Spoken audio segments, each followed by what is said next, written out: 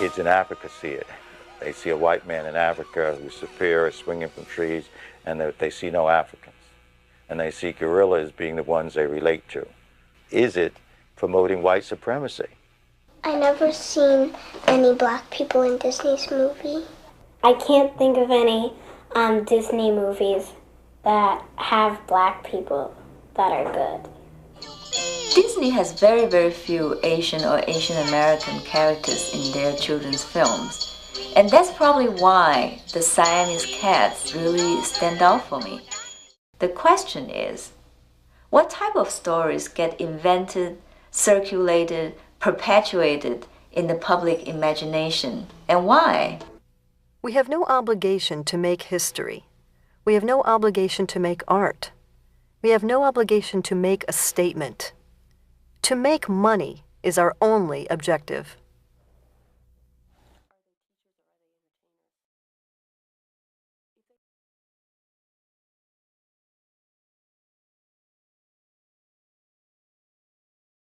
Okay, so this I didn't formalize this PowerPoint presentation, to coordinate the script that basically you have in your hand with the images there. I'm just going to be bringing up the images as they suit. So given that I can find out, I'll locate those images there.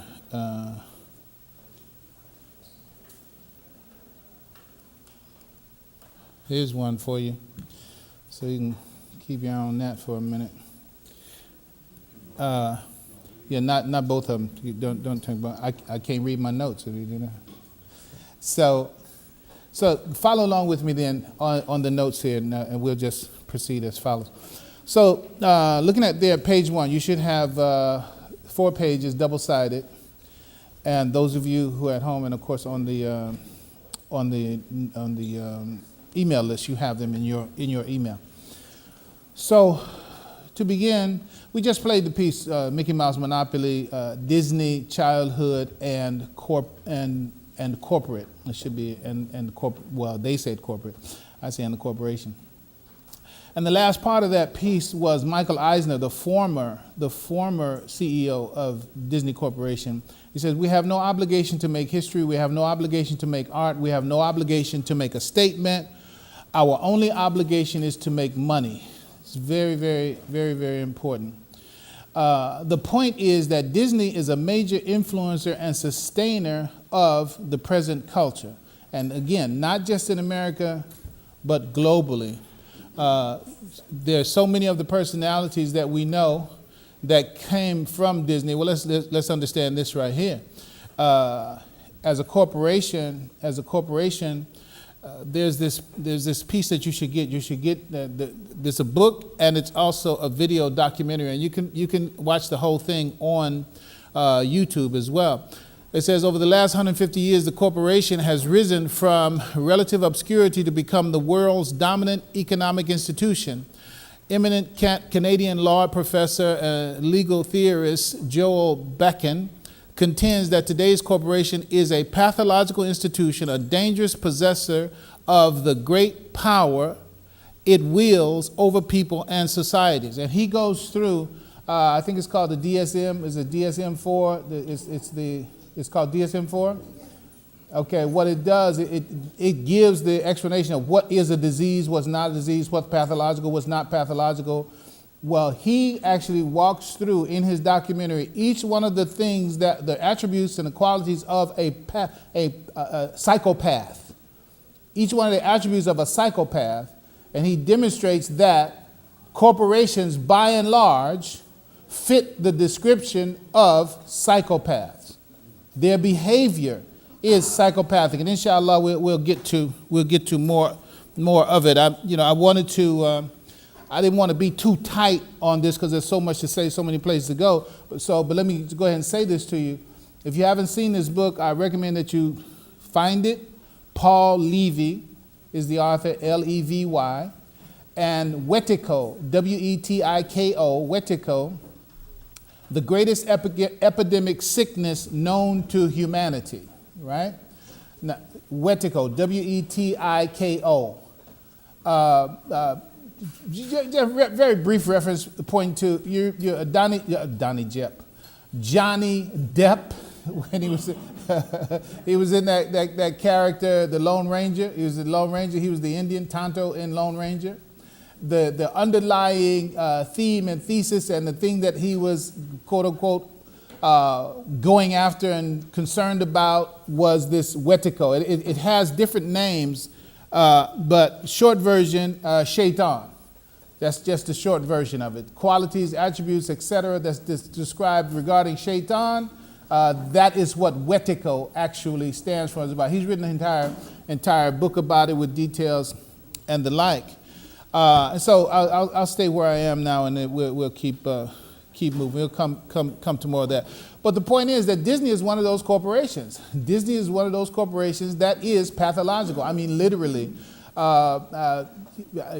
You can go online. You can find so much that there's a place where it actually protects pedophiles. It protects. I'm talking about on staff, on site, in Disney World, Disneyland, etc. It's literally that kind of place. And books have been written about it, but because the media controls what the world sees and hears, you and I, most of them don't know it. In fact, I was listening to one interview of one of the authors, and inshallah, not inshallah, I actually did try to go back and find it again.